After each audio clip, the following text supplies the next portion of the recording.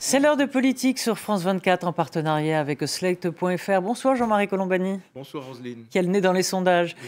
Deux présidents pour le prix d'un. Emmanuel Macron a désormais une deuxième casquette, celle du président de l'Europe. Il était devant les députés européens hier, mais les députés français ont transformé l'hémicycle en petit théâtre de la campagne française, donnant un spectacle franco-français manquant un peu de hauteur et de vision. La crise sanitaire et une lueur d'espoir de la part des épidémiologistes. Pourtant, les contaminations en France continuent de flamber. Et à 4 mois de la présidentielle, le virus et ses conséquences deviennent un sujet hautement inflammable. Et puis enfin, nous évoquerons la baisse d'Éric Zemmour dans les sondages. Avec nous sur ce plateau, David Revaud-Dallon, bonsoir. Bonsoir Roselyne. Rédacteur en chef du journal du dimanche, bonsoir à vous. Carole Barjon, éditorialiste à l'Obs, bonsoir Carole. Et bonsoir Hubert Coudurier, directeur de l'information du Télégramme. Bonsoir à tous. Et en fin d'émission, nous accueillerons Véronique Reiss-Soult pour la politique sur les réseaux. Alors, le Parlement de Strasbourg avait hier des allures de Gaulois réfractaires devant Emmanuel Macron, qui redéfinissait son ambition pour l'Europe. Il a été interpellé par les Frenchies, ses adversaires politiques de la France insoumise, des écologistes, du Rassemblement national, donnant le sentiment que l'on déplaçait le cirque français dans un monde à 27. On écoute. Vous vous présentez aujourd'hui comme le champion de l'Europe qui protège. Mais qui protégez-vous en réalité? Protégez-vous les femmes quand vous soutenez une anti-IVG à la tête du Parlement européen? Voyez-vous, Monsieur le Président de la République, il ne suffit pas d'inscrire le droit à l'avortement dans la Charte des droits fondamentaux. Encore faut-il le défendre et accepter son prolongement de sa durée quand il est discuté en France. Vous resterez dans l'histoire, Monsieur le Président de la République, le président de l'inaction climatique. Parce qu'au fond, vous êtes un climato-arrangeant. Vous préférez signer des armistices avec les lobbies plutôt que de mener la guerre contre le dérèglement climatique. Votre Europe a 60 ans, la nôtre en a 3000. Votre projet politique a pour but d'effacer les nations d'Europe, le nôtre de les sauver. Il faut déconstruire l'histoire de France, aviez-vous déclaré. On comprend donc votre enthousiasme de vous retrouver aujourd'hui à la tête d'une institution qui s'est donné pour objectif la dissolution de l'Europe millénaire. Vous et vos alliés avez fait de l'Europe l'arrière-cour de Washington, la proie de Pékin, le paillasson d'Erdogan et l'hôtel de l'Afrique. Monsieur Bardella, d'abord, je veux vous dire que je ne crois pas que les Françaises et les Français soient tristes. Je veux vous rassurer, si vous êtes triste, j'en suis désolé, mais je ne crois pas que ce soit le cas des Françaises et des Français. Ensuite, vous avez essentiellement fait tribune, comme d'autres interlocuteurs, et je n'ai pas ici répondu aux sujets plus nationaux. Vous avez fait, au fond, un texte assez franco-français de tous les reproches. Vous avez quand même, je dois le saluer, très méthodiquement dit n'importe quoi sur tous les textes européens que nous pouvions signer. Voilà, donc après Evlan, après les attaques ad hominem contre Emmanuel Macron, alors ce que je disais il y a un instant, ça donnait un peu un spectacle franco-français, un peu franchouillard, j'ai envie de dire. Est-ce que l'Europe méritait ça ? Certainement pas, mais c'est une matière un peu compliquée, mais c'est vrai que c'est quand même malgré tout un manque de respect vis-à-vis des autres Européens qui sont là pour entendre le discours d'un président de l'Union pour 6 mois, et donc de catalogue des ambitions et des dossiers qui vont être ouverts, et donc qui vont se prononcer sur ces dossiers pour dire oui, non, etc. Donc de transposer comme ça le petit cirque franco-français dans cet hémicycle, ça fait vraiment assez petite politique, alors que c'est un lieu où, au contraire, on doit brasser large et, si possible, prendre la hauteur de vue. À l'inverse, il faut avoir l'idée que le Parlement européen fonctionne, les institutions européennes, dont en France on passe son temps à dire qu'elles ne sont pas démocratiques, elles sont démocratiques au sens parlementaire du terme. C'est-à-dire que le Parlement européen fonctionne comme un parlement, sauf comme en France. Donc le président de la République... Les parlementaires posent des questions au président. Voilà, d'ailleurs, exactement. Oui. Alors qu'en France, le président est protégé, puisqu'il est protégé par son gouvernement, etc. Là, il est, comme les autres chefs d'État et de gouvernement, et plutôt comme les autres chefs de gouvernement dans les autres pays d'Europe, par une démocratie parlementaire qui l'interpelle. Voilà, donc il y avait cet aspect-là qui était une interpellation qui ouvrait peut-être une perspective à ceux des Français qui ne savent pas ce que c'est qu'une démocratie parlementaire parce qu'on a perdu l'habitude. Mais en même temps, c'est vrai que les arguments échangés étaient d'une tristesse à pleurer parce que les enjeux aujourd'hui, dans la période que nous vivons, sont extrêmement sensibles et gravissimes, donc méritaient mieux que ce petit jeu qui vraiment nous ramenait sur un plateau de télé. Voilà, c'est tout, pardon.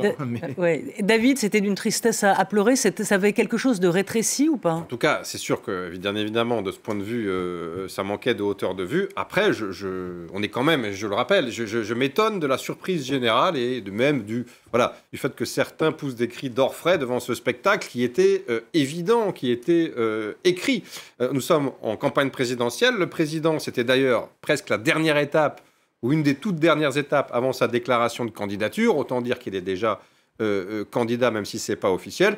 Donc il est évident que des proches de Marine Le Pen et de Jean-Luc Mélenchon d'une part, et que le candidat Jadot lui-même allait lui tomber dessus, non pas sur son discours et ses projets sur les 6 mois de la PFUE, mais bien évidemment sur son bilan. D'ailleurs, vous avez remarqué que chacun... Donc pour vous, c'est normal. Je dirais que c'est normal. C'est peut-être désolant et choquant, mais c'est une évidence. Et je ne crois pas que, même si les Français s'illustrent, et même si ça n'aurait sans doute pas été le cas avec d'autres pays en campagne, notamment, je pense bien sûr à l'Allemagne qui vient de désigner un nouveau chancelier, voilà, je pense que les gens qui poussent des cris d'orfraie et qui s'indignent jouent un petit peu les naïfs. Et puis par ailleurs, le président... Et lui aussi, il a répliqué. Alors, il n'a pas répliqué à tout le monde. Il n'a pas répliqué à Jadot. Il n'a pas répliqué à Aubry. Il a lui aussi fait de la tactique électorale. Il a désigné l'adversaire. Et l'adversaire, très clairement, vous venez de le montrer dans votre extrait, c'est le Rassemblement national. C'est l'ennemi public numéro 1 de la Macronie pour cette campagne électorale. Non, le point central, c'est qu'en effet, on sait qu'Emmanuel Macron veut utiliser le sujet européen comme un élément de clivage dans la campagne. Donc, il récolte des critiques en face de ça, c'est normal. Mais cela dit, les interpellations dont il a fait l'objet ne sont pas à la hauteur des enjeux qu'affronte ou que doit affronter l'Europe dans les temps qui viennent. Voilà, c'est tout. Alors, Hubert Coudurier, rendre responsable Emmanuel Macron du réchauffement climatique, n'était-ce pas un peu excessif? Là encore, c'était une attaque à la fois ad nominem, mais est-ce qu'on peut considérer qu'il est responsable du réchauffement climatique en Europe, quoi? Non, parce que de toute façon, les Français ne sont pas les pires en la matière, et puis on pèse assez peu dans l'effet de serre, compte tenu de ce que font les Chinois et les Américains. En fait, ce qui est assez amusant, c'est que finalement, les Français n'ont jamais été européens. Tout ça est une construction... Tant que l'Europe servait de levier d'influence pour la France, Mitterrand disait la France est le fer de lance de l'Europe. Ça fonctionnait, ça a commencé à fonctionner un peu moins bien avec la réunification. Et aujourd'hui, on est quand même perçu en Europe comme des gens plutôt arrogants, qui menons des guerres postcoloniales au Sahel et qui ont été incapables de faire les réformes et de s'adapter à la mondialisation. Enfin, ça, c'est comme ça que nous voient les Allemands, mais tous les pays d'Europe du Nord. Alors, on a essayé de mener des alliances de revers avec les pays d'Europe du Sud, l'Italie, l'Espagne, tout ce qu'on appelle les pays du Club Med. Ça n'a pas vraiment fonctionné. François Hollande a soutenu la Grèce au moment où elle s'effondrait dans la banqueroute, et il a eu une influence sur le ministre allemand des Finances, là, M. Schäuble, qui fait que finalement on a gardé les Grecs avec nous. Mais d'une manière générale, c'est quand même désormais, on a une puissance au centre de l'Europe qui s'appelle l'Allemagne et qui décide, qui a accordé effectivement à Emmanuel Macron un plan de relance de 750 milliards d'euros. Les Français, c'est un peu la boîte à idées. Et de ce point de vue-là, Macron n'a pas démérité. Mais les Français veulent, et c'est les Allemands qui peuvent. Voilà. L'Europe, c'est ça aujourd'hui. Carole, la campagne électorale française vient clairement parasiter cette présidence française, et ça ne fait que commencer. On a le sentiment que pendant 4 mois, on va lui tomber dessus. Moi, je voudrais d'abord reprendre ce qu'a dit David Vaudalon à l'instant. Je suis entièrement d'accord que tout ça était écrit, et écrit même, je dirais, par Emmanuel Macron lui-même, dans la mesure où on sait parfaitement qu'il avait la possibilité de repousser de 6 mois la prise de fonction de la présidence française après l'élection présidentielle française. Il ne l'a pas fait. Et donc, il s'attendait évidemment à ce qu'il ait un certain nombre de contradicteurs qui fassent de la politique nationale française au sein du Parlement européen. Et il s'y attendait tellement que, voilà, on a bien vu le temps qu'il a pris pour répondre à Jordan Bardella, etc. Tout ça a quand même un peu occulté toutes ces critiques des eurodéputés français ont quand même occulté l'accueil un peu réservé, on va dire, des représentants d'autres pays. Hein, je pense à Manfred Weber, qui est le président du Parti populaire européen, donc conservateur, démocrate chrétien, et qui a demandé des actes et pas seulement des mots.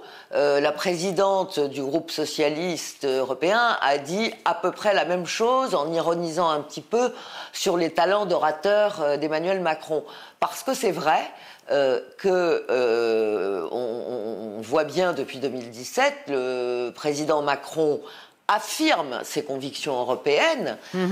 C'est un Européen convaincu, mais il y a eu beaucoup de mots et effectivement peu de réalisations. Je veux dire, la grande loi asile, on sait qu'elle est un peu bloquée. Enfin, il y a eu pas mal. On se souvient de ses déclarations sur. Là maintenant, il nous explique qu'il veut un grand pacte de sécurité avec l'OTAN, pardon. On se souvient que ces déclarations sur l'OTAN coquille vide n'avaient pas été tellement suivies des faits. Donc, c'est aussi ce qu'on fait remarquer. L'OTAN en mort cérébrale, partenaires européens hier. Oui. Voilà, en mort, exactement, en mort cérébrale, tout à fait. Oui. Peut-être va-t-on. Et donc, allez-y, Carole. Ce que je veux dire, c'est qu'il n'y a pas que les Français, quoi, qui ont. Ça a été très théâtre franco-français, mais il y a eu d'autres critiques, voilà, que la simple bataille, la simple reproduction de la bataille franco-française. Oui. En un mot, juste, Jean-Marie, et après on va passer à la politique plus française, justement, au cirque français, comme on l'appelle. L'ambition de Macron, on voit bien, c'est de renforcer l'Europe, modifier Schengen, qui est l'un des axes forts de son discours, mais surtout inscrire le droit à l'IVG et à la protection de l'environnement dans la charte des droits fondamentaux de l'Union européenne. Et ça a été, on va dire, reçu de manière mitigée aussi. Parce que c'est un peu le franchissement d'une frontière. Est-ce que l'Europe doit aller jusque-là ? Est-ce que vraiment c'est ça qui soude, qui peut cimenter l'Union européenne ? Donc ce franchissement de frontières, il est à des fins intérieures, ça c'est assez clair et c'est même assez évident. Donc c'est une prise de position qui est destinée à retentir sur l'opinion française, alors qu'ailleurs on peut se dire mais nous ne faisons pas l'Europe pour fondamentalement adapter toutes les législations sociétales au même moment, de la même façon partout, d'autant qu'il y a d'énormes sujets sur l'état de droit qui sont face à la Pologne notamment et face à la Hongrie. Donc c'est une difficulté. J'aurais voulu rebondir sur ce que disait notamment sur la tonalité négative et pessimiste qui était celle qu'on vient d'entendre, parce que ça n'est pas la réalité telle que je la vois. Parce que vous oubliez tous une chose, c'est qu'un président ou une présidente de la République française à peine élu n'est pas seulement président de la République, il est coprince d'Europe. Il est coprince d'Europe et vécu comme cela par les autres Européens, qu'on le veuille ou non, quels que soient les mérites qu'on attribue à Angela Merkel ou son successeur, c'est cela la réalité. Et la réalité, par exemple, du plan de relance européen, mais c'est la victoire d'une idée française depuis tant d'années. C'est pas du tout une idée allemande, c'est une idée que les Français ont réussi. Oui, il a fallu tordre le bras des Allemands, vous avez raison. Oui, donc je veux dire, tout ça, de voir systématiquement les choses négatives, alors que des choses fondamentales ont avancé, y compris sous le mandat d'Emmanuel Macron. Elles ont avancé avec François Hollande, elles ont avancé avec Emmanuel Macron. C'est vraiment se tromper, et se tromper à un moment où, au contraire, on dit néocolonial dans le Sahel, mais dans le Sahel, il n'y a pas que des soldats français, il n'y a pas que des soldats français, il y a des soldats européens qui sont aussi sur place maintenant. Donc tout ça, ce sont des avancées et des choses qui devraient plutôt tendre à reconnaître que, l'Europe reste à la fois une ambition française et un élément de la puissance française, même si Emmanuel Macron, intelligemment, a voulu lui substituer l'idée de souveraineté européenne. Alors, est-ce que vous voulez répondre, Carole et Hubert, au sermon européen? C'est pas un sermon, non, mais c'est un constat que jamais n'est fait. Non, mais les faits doivent être d'abord respectés. Juste Et une les chose faits, c'est le pour, prendre le Jean-Marie. Alors, Parfaitement. Hubert et Carole. Hubert. Ah bon. Ah, Carole. Pardon. Allez, Carole. Non, ce que je voudrais répondre à Hubert. Jean-Marie, c'est que... c'est que finalement, il ne s'agit pas d'endosser les critiques allemandes. Les Allemands, finalement, ils ont leur vision des choses et nous, on a la nôtre. Il faut quand même voir la réalité, c'est-à-dire l'inflation aux États-Unis, l'inflation qui est moins forte en Europe mais qui commence, et le fait que le nouveau chancelier allemand, M. Scholz, va sans doute nous imposer le retour à une certaine rigueur et à la fin du quoi qu'il en coûte. Enfin, tout ça va se négocier, mais le chemin à venir n'est pas non plus bordé de roses. Néanmoins, le plan de relance a été une très grande avancée, il ne s'agit pas de le contester. Mais je veux dire, ces enjeux européens, c'est aussi la manière dont on se situe dans le monde de demain et la manière, avec nos forces et nos faiblesses, qu'on a de progresser. Le Maastricht, ça a été à une certaine époque un corset qu'on nous avait imposé, une discipline budgétaire qu'on n'était pas capable de nous imposer nous-mêmes. Inventé par François Mitterrand. Alors, les 3%. Carole, et après on passe, s'il vous plaît, à la politique française. Carole. Mais on en faisait de la politique française. Roselyne, Oui, exactement. rassurez-moi. Oui, non, mais je parlais de la d'accord politique sur stricto la- sensu. Carole. Oui, non, je suis Vous vouliez entièrement réagir. d'accord avec ce qu'a dit Jean-Marie sur le plan de relance. Il faut juste rappeler que peut-être Emmanuel Macron a dû s'y reprendre un peu à deux fois parce qu'il avait été un peu maladroit et que Angela Merkel lui a fait quand même remarquer. Mais ça a été fait et c'est vrai que c'est une grande avancée qu'il faut saluer. Simplement, à l'époque, je dirais qu'on était probablement dans une véritable politique européenne sérieuse, entre guillemets. Aujourd'hui, c'est un peu différent et je pense qu'il a quand même, certes, des objectifs européens, mais des objectifs de politique intérieure absolument immédiats. Et d'où sa proposition, par exemple, d'inscrire l'avortement dans la charte des droits fondamentaux, où il y a évidemment des visées de politique intérieure, puisque on sait que sur ce sujet, ça n'est pas de la compétence des États, qu'il faudrait l'unanimité des 27 et qu'il y a un certain nombre de pays où l'avortement, comme à Malte, où c'est interdit, en Pologne où c'est extrêmement restreint. Voilà. Donc là, on voit bien que c'est plutôt de la politique intérieure qu'il s'agit. Vous vouliez, vous, dire un mot? Oui, David juste un petit mot sur l'angle d'attaque, justement. Ça vient d'être dit et ça a été répété.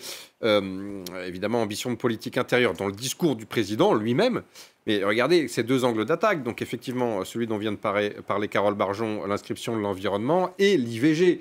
Emmanuel Macron ne s'adresse pas à n'importe quel public, hein, vous m'avez compris. Oui. Très clairement, environnement, c'est le public écologiste, c'est-à-dire le public de Yannick Jadot. L'IVG, c'est un public plutôt libéral sociétalement, c'est-à-dire situé entre le centre droit et la gauche modérée, dont on sait que ce sont deux électorats qui composent celui d'Emmanuel Macron et qui vont être absolument décisifs dans la bataille qui s'engage entre Macron et Jadot d'une part, entre Macron et Pécresse de l'autre.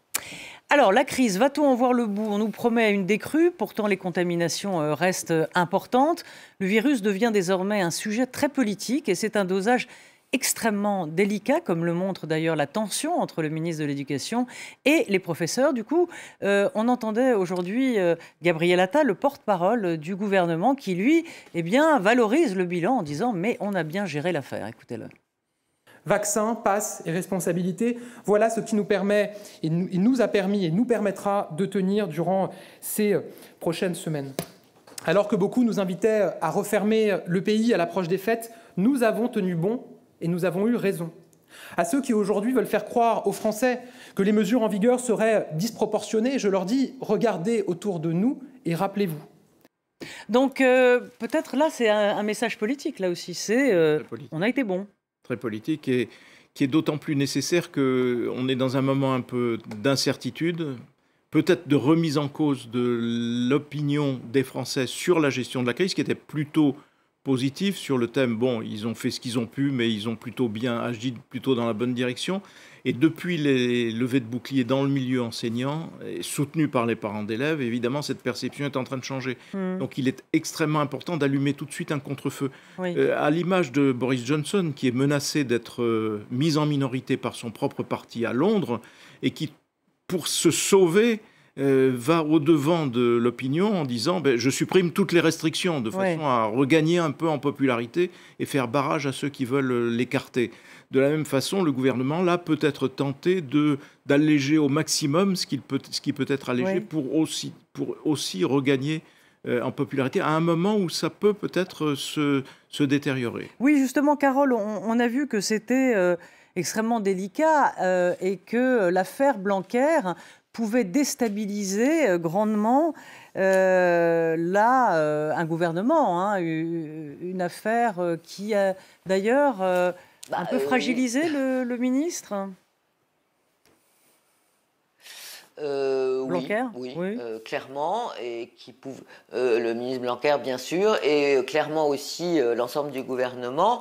S'il n'y avait pas eu une réaction très rapide quand même, puisque à la fois les professeurs se sont plaints à juste titre que le protocole avait changé 25 fois, qu'on les avait prévenus à la dernière minute, etc. Mais ensuite, le gouvernement a allégé le protocole et Blanquer, d'ailleurs, s'est excusé de la complexité. Mais c'est vrai que c'est un terrain, très explosif. Très miné.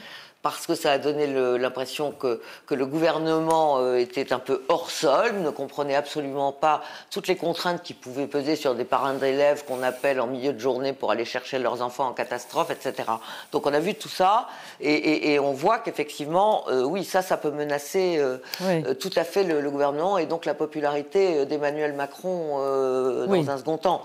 Mais c'est probablement d'ailleurs pour cette raison que le gouvernement s'apprête à annoncer ce soir un calendrier de l'allègement des mesures, puisque on voit bien que la pression à l'hôpital n'est pas du tout aussi forte qu'elle l'était lors du premier confinement et quand il y avait le variant Delta. Donc on va continuer probablement sur les mesures les gestes barrières, etc. Mais par exemple, ce qui est en cause aussi, ce que les gens ne comprennent pas très bien, c'est l'obligation du pass vaccinal. Et de fait, vous avez pas mal de médecins qui réclamaient le pass vaccinal en juillet dernier, par exemple, et qui trouvent que c'est beaucoup moins utile aujourd'hui. Donc le gouvernement a intérêt un peu à clarifier effectivement sa stratégie concernant la lutte contre l'épidémie. Alors, Hubert Coudurier, on va passer au sondage parce que là le temps file un petit peu, on est resté longtemps sur l'Europe et c'était très intéressant, donc aucun regret. Cela dit, je voudrais qu'on regarde les sondages. Je voudrais en regarder deux, l'Opinionway et aujourd'hui et l'IFOP d'hier. Voilà, donc ça c'est celui d'aujourd'hui, l'Opinionway, donc avec Emmanuel Macron à 24, Valérie Pécresse à 15, Le Pen à 17 et Éric Zemmour à 13. Celui de l'IFOP, où il y a une petite différence, mais pas vraiment, c'est-à-dire que Marine Le Pen est devant Valérie Pécresse, mais enfin ça se joue à quelques points, et un Zemmour toujours en baisse. Hubert Coudurier, est-ce qu'on voit là un Emmanuel Macron qui s'effrite un petit peu, mais qui reste en tête, et surtout le duel va se passer entre soit Marine Le Pen et Valérie Pécresse, mais une chute quand même de quelques points et non négligeable d'Éric Zemmour. À quoi vous l'imputez ? On a un peu le sentiment que la campagne d'Éric Zemmour marque le pas parce que, au-delà de ces provocations, on ne sent pas une équipe, on ne sent pas de projet, on ne sent pas quelqu'un qui est capable de s'inscrire dans la durée avec le professionnalisme qu'exige la fonction. Juste un mot pour revenir sur la crise sanitaire. Si tant est que le gouvernement avait la volonté de l'instrumentaliser, on s'aperçoit que c'est à double tranchant. Finalement, on a vu à un moment donné Au départ, c'était catastrophique, il n'y avait pas de tests, il n'y avait pas de masques, il n'y avait pas de vaccins. Tout ça a commencé à changer et l'image a tourné quand Emmanuel Macron a décidé de ne pas reconfiner. Et aujourd'hui, finalement, on a le sentiment... Alors, il y a eu cet épisode Blanquer qui montre à quel point l'estime dont peut jouir le gouvernement est fragile, mais en même temps, il y a le sentiment qu'il n'y a pas vraiment d'alternative à la gestion de la crise sanitaire telle qu'elle est faite aujourd'hui, même si on sent une lassitude dans l'opinion dont le gouvernement est obligé de tenir compte. Et finalement, c'est un peu la même chose au niveau des sondages, c'est-à-dire que, hormis le décrochage de Zemmour, on sent finalement que le gouvernement est en surplomb, en tout cas le président est en surplomb face à des oppositions qui ne représentent pas de réelle alternative et n'ont rien de vraiment différent à proposer que la politique qui est menée aujourd'hui, même si ça porte sur des nuances, puisque Valérie Pécresse voulait décaler la rentrée d'une semaine. Ce sentiment aussi parce que, dans le fond, il y a un réflexe de corps autour de la présidence, dans une période encore incertaine, et où le réflexe du président protecteur, qui finalement ne gère pas trop mal et quand même assez réactif, finit par s'imposer. Oui, David, c'est porteur finalement cette crise sanitaire pour Emmanuel Macron, c'est-à-dire qu'il en tire profit et il joue effectivement, ça permet de jouer ce rôle de protecteur. Jusqu'ici, ça lui permettait, mais je suis tout à fait d'accord avec Hubert Coudurier, c'est-à-dire que c'est à double tranchant et précisément c'est au mauvais moment que c'est en train de tourner, non pas vinaigre, ça serait exagéré, mais que le vent est un petit peu en train de tourner. Vous citiez Jean-Marie Colombani, l'effritement finalement de la confiance dans la politique sanitaire d'Emmanuel Macron. C'est vrai, dans le JDD, le journal du dimanche de ce week-end, nous avons régulièrement testé la confiance des Français dans la capacité du gouvernement à lutter contre le Covid, à appliquer la politique de vaccination et à gérer la crise économique qui s'ensuit. Jusqu'ici, ces items étaient très favorables, très majoritairement favorables, et là on voit qu'il y a une nette décote depuis quelques jours et quelques semaines. Pourquoi ? Il y a eu effectivement cet épisode Blanquer qui illustre un petit peu finalement le fait que le variant Omicron, en réalité, a bousculé la perception de la stratégie du président qui était plutôt bonne. Effectivement, Hubert Coudurier l'a dit, on avait un refus de reconfiner à l'hiver et au printemps dernier. On avait une pression vaccinale assumée. Jusqu'ici, ça marchait bien, sauf que le variant Omicron, il a un petit peu, et sa contagiosité a un peu bouleversé tout ça. Et on voit que le pass vaccinal, finalement, c'est peut-être pas forcément le meilleur outil aujourd'hui face à un virus qui n'est pas très dangereux et qui circule énormément. Donc, patatras, au plus mauvais moment, Macron était effectivement en surplomb, à la fois dans les intentions de vote, ça a été montré, et aussi dans la confiance et la popularité. Et là, tout ça est en train un petit peu de tourner. Donc, il est temps qu'il rentre en campagne et qu'il rentre sur le ring pour pouvoir enfin rendre les coups. C'est pas très affolant, il est très loin devant, ça a été dit. Mais attention, trop de confiance peut coûter cher. J'en veux pour preuve une campagne qui a eu lieu, si ma mémoire est bonne, il y a à peu près 20 ans, qui était celle de Lionel Jospin, où tout le monde croyait avoir gagné et où personne n'a été au deuxième tour. Et Jean-Marie, vous dites, Emmanuel Macron, c'est une descente en pente douce. Oui, c'est ce qui me frappe semaine après semaine. Son socle qui était plus élevé s'effrite et la contradiction avec le niveau de popularité qui reste élevé s'élargit. Donc on voit bien qu'il y a là une fragilité très, très grande. En même temps, en face de lui, il a celle qui est la plus menaçante pour lui en termes de second tour, c'est Valérie Pécresse. Et pour le moment, Valérie Pécresse, si on regarde aussi un petit peu sur la longueur des sondages, le film est stable. Là, c'est une stabilité presque parfaite, donc elle ne décolle pas. Elle ne décolle pas, elle ne prend d'ailleurs pas d'avantage décisif sur Marine Le Pen. Et puis il y a aussi, autre élément du paysage actuel, la guerre fratricide entre les deux extrêmes droites, entre Marine Le Pen d'un côté et Éric Zemmour de l'autre. Et donc la baisse d'Éric Zemmour favorise Marine Le Pen. Donc ça, c'est visible déjà dans les sondages, puisque l'effritement d'Éric Zemmour montre aussi que Marine Le Pen est remontée vers de l'ordre de 18%. Donc voilà un petit peu les trois caractéristiques que l'on peut observer aujourd'hui. Le plus périlleux, c'est les gens qui, autour d'Emmanuel Macron, considèrent que c'est gagné et qu'il faut déjà se projeter sur autre chose. Ça, c'est vraiment Giscard, février 1980. Juste une toute petite remarque. C'est vrai que tant que le président n'est pas rentré en lice, à mon avis, on va rester sur un espèce de statu quo. C'est vrai qu'il y a des petits mouvements. On voit que Zemmour dévisse un petit peu, on voit que Mélenchon grignote un petit peu, mais on reste à peu près dans les mêmes étiages. ça m'étonnerait, sauf énorme bourde d'un candidat ou coup d'éclat magnifique d'un autre, que ce soit bouleversé. Par contre, quand Macron rentre en jeu et que la véritable campagne démarre, là, le jeu est totalement ouvert. Carole, Éric Zemmour a tiré toutes ses cartouches, en fait. C'est ça comment vous expliqueriez cet effritement ? On a quand même le sentiment que la baisse d'Éric Zemmour, qui reste quand même autour de 10 à 12, ça dépend des instituts de sondage, est due d'abord au fait qu'il répète un peu toujours la même chose et qu'il est devenu... il voulait cliver, je crois que ça c'est très réussi de ce point de vue-là, mais qu'il est devenu vraiment trop violent. Sa dernière sortie sur les enfants handicapés a été perçue comme inhumaine, et ça explique très certainement le recul qu'il accuse dans les sondages. Recul qui ne profite pas à Valérie Pécresse, mais qui profite à Marine Le Pen. Comme l'a dit Jean-Marie. Donc, ça veut dire que pour le moment, au fond, Emmanuel Macron conserverait comme adversaire au second tour Marine Le Pen, ce qui est la meilleure des configurations pour lui. Maintenant, c'est vrai que tout ça est encore assez mou. Comme le disait fort justement David, c'est vrai que jusqu'à ce que Macron déclare sa candidature, et si on en croit ce qu'on nous dit, sa candidature n'interviendrait qu'après le 5-6 février, puisque d'abord il va attendre quand même la situation, de voir comment est la situation à l'hôpital à la fin du mois de janvier, et puis ensuite il y a des meetings de Marine Le Pen notamment et d'Éric Zemmour qui sont prévus les 5 et 6 février. Oui.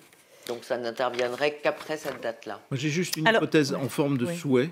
Pardon, d'exprimer un souhait personnel. Allez-y. C'est que ce décrochage d'Éric Zemmour, petit décrochage, soit symbolique du fait qu'un certain nombre de gens commencent à prêter attention à ce qu'il dit vraiment, c'est-à-dire au fond de son discours.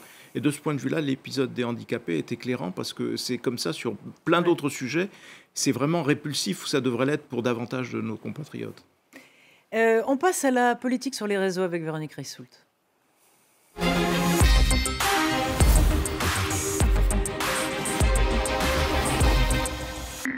Je n'ai pas d'oreillette. Bonjour Véronique. Bonjour. Vous n'avez pas d'oreillette? Non, mais c'est pas grave. C'est pas grave. Donc on va parler du pass sanitaire qui continue quand même à cliver et à faire parler. C'est un sujet complexe et pas du tout résolu dans l'opinion. Pas du tout résolu. Vous savez que demain, ça sera donc validé. Vous avez eu plus de 750 000 messages cette semaine juste sur le pass sanitaire et le pass vaccinal. Globalement, quand on regarde les fameux emojis, vous voyez qu'il y a plein de drapeaux.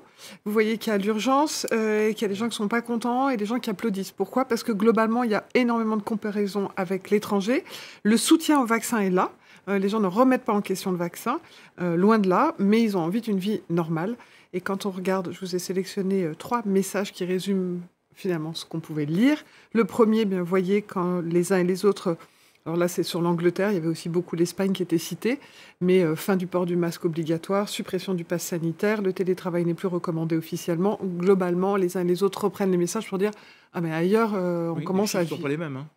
Non, mais c'est ainsi que les uns et les autres le vivent, et en particulier l'Espagne.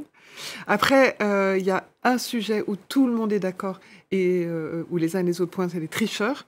Globalement, voilà, je vous ai sélectionné un message qui résume. Je scanne le pass sanitaire d'un petit. Je vois qu'il y a écrit date de naissance 1953. Je lui dis, tu as donc 69 ans. Il dit, bah oui, très naturellement, comme si le fou dans l'histoire, c'était moi. Globalement, les uns et les autres pointent parfois en plaisantant, mais globalement, c'est un vrai sujet de rejet, c'est un vrai sujet de clivage. Oui, la vaccination, ça protège, les gens sont d'accord, et non, il ne faut pas tricher. Pour autant, la question qui monte sur le pass, c'est de nouveau pas sur le vaccin, mais sur le pass lui-même. Est-ce que ça... Parce que le vaccin protège, mais est-ce que c'est efficace ? Et on voit que pour la première fois dans l'histoire de l'humanité, un vaccin garantit l'entrée au restaurant, au cinéma, au concert, mais ne vous garantit pas l'immunité contre la maladie pour laquelle vous le faites. Et c'est la petite musique qui monte et qui n'est pas un sujet d'anti-vax, loin de là, mais plus les uns et les autres qui se posent des questions. Alors, on va reparler de l'affaire Blanquer. Oui. Et évidemment, les réseaux sociaux s'en sont donnés à cœur joie. Ah ben, plaisir. Alors, on va commencer par une petite séquence. Ouais. Parce que, bon, est-ce que c'est une fake news? Est-ce que c'est une vraie news? Regardons. Voilà. Normalement, c'est une vraie news. Oui. Voilà. Que se passe-t-il? Jean-Michel, j'ai envie de dire, Jean-Michel, que fais-tu? Voilà. Et donc, ça circulait sur les réseaux sociaux. Bien sûr, vous avez compris que c'était une plaisanterie, que c'est pas vraiment Jean-Michel Blanquer qui danse. Bien sûr. Il lui ressemble, hein. Un magnifique sosie. C'est incroyable. Et donc voilà, donc assez amusant, une façon de protester plutôt festive, on va dire, qui a été énormément partagée. Je vais vous dire qu'en règle générale, sur les réseaux sociaux... C'est en lien avec Ibiza, on est d'accord, pour ceux qui auraient loupé la story. Voilà. Ouais. Mais quand on plaisante sur les réseaux sociaux, c'est moins grave qu'il n'en a l'air. On ne plaisante pas sur des choses graves. C'est sans doute aussi une façon de ne pas stigmatiser, donc sans doute à l'opposé de l'idée d'aller faire à 20h. C'est un autre sujet, mais voilà. Et donc je vous ai sélectionné, on va dire, les thématiques sur lesquelles cette affaire Ibiza a été reprise. Donc on a vu, bon, là, plutôt amusant, je manifeste avec un sosie. Vous avez aussi le Digiman, moult images montrant que notre ami Jean-Michel Blanquer est en train de mixer. Pourquoi? Parce qu'en fait, cette image, dans une école, il avait fait un mixage, et donc ça a été beaucoup repris. Donc Digiman. Autre sujet, forcément, bien le dance floor, mais oui. Yo soy el ministro de l'Educación en Francia. Mañana protocole pour los profs, pero esta noche fiesta. Ok, capito. Bon, bref, voilà. Vous voyez qu'on a voilà, un petit sujet léger, plutôt, voilà. Parlez bien. Plutôt repris, muy bien el capito de la pacha. Le pays est pessimiste, mais les Français ont de l'humour. Voilà. Mais quand les gens plaisantent, c'est créatif, preuve aussi que les choses sont pas si graves que ça. C'est pas dramatique. Les choses à leur place. Exactement. Après, vous aviez un petit rappel, parce que, rappelez-vous, il y avait déjà un ministre qui avait eu quelques moments difficiles, et c'était pas mal. Vous voyez, ça a été rappelé. Je n'aime pas le mojito, la techno me donne mal à la tête. Un petit rappel de l'affaire de Rugy. Voilà. Non, quand vous avez fait quelque chose, évitez de dire des Rugy a démissionné pour quelques crustacés dans son affaire. Là, lui, il n'a pas dit, j'aime pas le mojito. Crustacé, le homard, en l'occurrence. Oui, d'accord. Et après, vous avez... moins cher que de la viande de bœuf, par exemple. Oui, c'est ça. Bon, après, vous avez quand même des critiques, mais les critiques, là encore, ont été émises de façon souvent... Voilà, sous le ton de la plaisanterie. Ça n'empêche pas la critique, mais voilà. Aujourd'hui, j'ai prévu de faire cours à distance depuis Ibiza. J'enverrai le programme aux élèves restés en classe via le journal de Mickey à 16h30. Je leur rappellerai qu'ils devront rester assis, fenêtre ouverte. Je signerai. Bisous. Voilà. Et puis, évidemment, l'histoire se souviendra que le 2 janvier 2022, en direct d'Ibiza, un ministre a interdit aux enseignants de boire leur café debout en salle des profs. Là encore, voilà, des plaisanteries qui ont un fond, mais qui montrent qu'il y a un que le fond vrai quand même d'un peu d'aigreur. Un peu d'aigreur. Oui. Exactement. Et pour finir, ce qui fait sourire aussi, c'est la dégringolada de Montebourg, et puis la remontada, voilà. il se retire. Donc. Vous rappelez qu'il était devenu un mème avec son fameux coup de fil. Bon, forcément, ça lui est revenu un petit peu. Voilà. Donc Montebourg a appelé les Français pour leur annoncer qu'il quittait la campagne présidentielle, mais il est tombé sur leur répondeur. Ben oui, la dernière fois déjà. Donc bon. Et puis, il va raccrocher la dégringolada. Voilà, forcément, toujours autour de ces fameux petits coups de fil, cette petite vidéo qui avait eu énormément de succès, mais pas forcément celui qui quelqu'un qui était persuadé d'être adoré ou aimé des Français. Compliqué. Sur le plan narcissique, c'est une vraie blessure. Au point où le dernier tweet sur la blessure narcissique, il fait mal. Le moment le plus réussi de la campagne de M. Montebourg, vous dire que je n'ai pas réussi à unir dans un programme commun. La vidéo en question a quand même été vue près de 400 000 fois, donc on peut dire qu'il y avait un petit succès dans tout cela. Voilà. Merci beaucoup, merci Véronique. Merci à tous, Hubert, Carole, Jean-Marie. Merci à Fabrice Oussou et à Teddy Aymar, à toute l'équipe technique, et un grand merci à Flore Simon. On se retrouve la semaine prochaine. Merci.